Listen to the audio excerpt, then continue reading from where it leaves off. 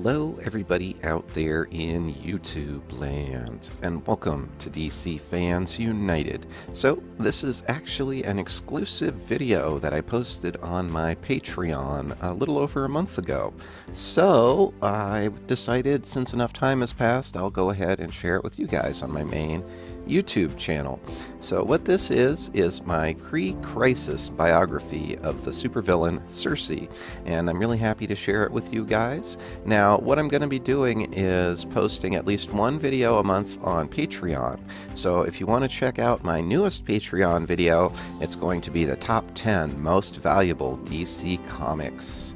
So I'm gonna go ahead and share my older Patreon videos after a month or so goes by, but to see the new ones you'll have to sign up on Patreon, although those will eventually roll over and be available for free on my YouTube channel. So if you want to check me out on Patreon, you can sign up. It's only $2 to join, and I like to think it's really worth it. So without any further ado, here is the pre-crisis biography of Circe, and as always, thank you so much for watching and being a part of DC Fans United. And if you do want to check me out on Patreon, there is a link in the description box. Thank you.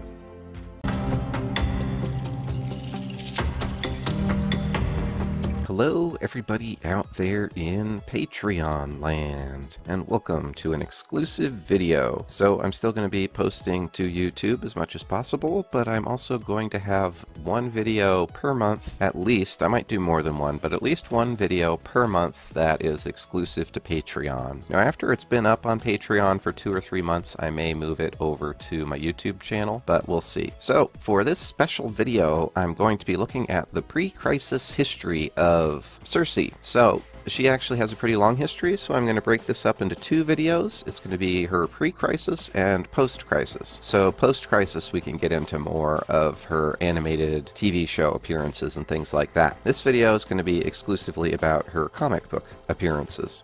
So Circe first appeared in DC Comics in 1949. Now I specifically say DC because a lot of characters that are now in DC, when they came out this long ago, such as in the 40s, they weren't necessarily actually in DC. They were in Fun Comics or Fawcett Comics or something else. But Circe has always been a DC character, and she was, of course, based on the Greek mythological figure of the same name who imprisoned Odysseus in Homer's The Odyssey. She is a wicked sorceress and is a recurring foe of Wonder Woman. And in fact, she actually appeared first in 1949. That was in issue 37 of Wonder Woman, and that was written by Robert Kangner and Harry G. Peter. So another appearance, one of her next appearances, was in House of Secrets. So I actually like House of Secrets and House of Mystery. I've been trying to read up on them, but I haven't been able to read this issue. So it was actually House of Secrets number 7 from 1957 by George Roussos and writer George Kashdan. So if you have information on House of Secrets number 7,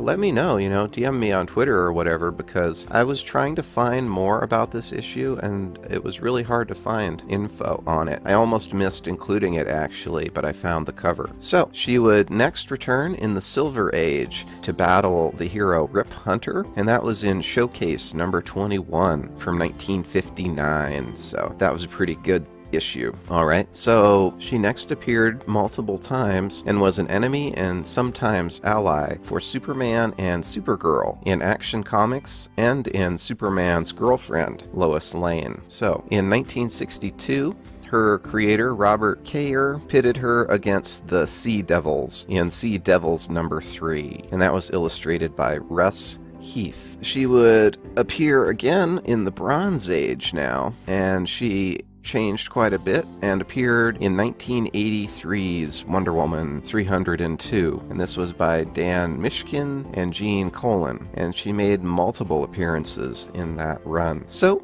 In the original DC Comics continuity, being prior to Crisis on Infinite Earths, which is what we're focused on, Circe is a centuries-old enchantress, and she is kept young by an elixir called Vita. It is made from a special combination of plants and herbs, and she lives on the island of Aea. Circe also has magical powers. She's very skilled at turning men into any animal resembling their personality. For her crimes against mortal kind, the Amazon queen Hippolyta banished her to an island in space where she could do no harm, but upon her return to Earth, Circe tried to destroy Wonder Woman, having heard from an oracle in ancient times that the daughter of Hippolyta would be her undoing. Unlike many other foes of Wonder Woman in the Golden Age, Circe never repents for her crimes when her plot fails, and we actually see that happen in Wonder Woman number 37. So, next up, Circe appeared in Captain Marvel Adventures. So, this was set on Earth S,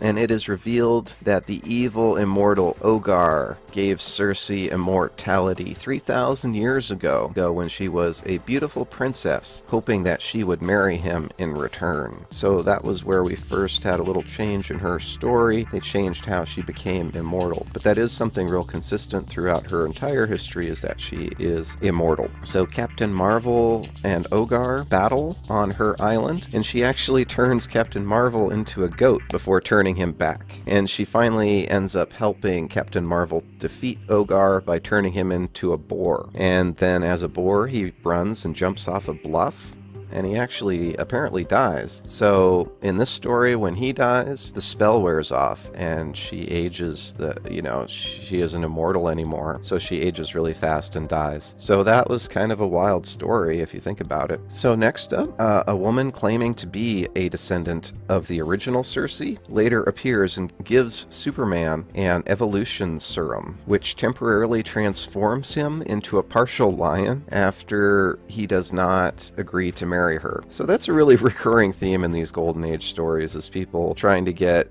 someone to marry them by nefarious means. So she ends up leaving the planet by the time Superman returns to her island, and realizing that the serum contains kryptonite, Superman theorizes that the original Circe may have been from Krypton. So that was in Action Comics number 243. In ancient times, Circe is responsible for changing Byron the centaur into a horse, and later gives him superpowers as Comet the Superhorse. And she is depicted as more heroic during her appearances with Comet and Supergirl. So that was in Action Comics number 293, 311, 323, and 331. Now, she also has encounters with Lois Lane and Lana Lang, and she battles Rip Hunter. So we always think of her as a Wonder Woman villain, but she often battles Rip Hunter and interacts with the female DC characters a lot, such as Supergirl and Lois Lane, and she even tangles with Superman multiple times. So she battles Rip Hunter, who meets her during his time travels, and she is also in Superman's Girlfriend Lois Lane number 13, 39, 40, and Showcase number 21. And Catwoman once used Circe's wand to turn Superman into a cat, which I didn't know about. I think that's pretty cool. But he is turned back by an Egyptian mummified magic cat's paw used by Lana Lang. See, that's kind of what I love about these Golden Age stories, is like anything can happen. They're pretty silly, but the stakes are still high. You know, there's often life and death things, but you also have Catwoman using Circe's magic wand to turn Superman into a cat. I love that kind of thing. So in Wonder Woman number 302 from April 1983, Circe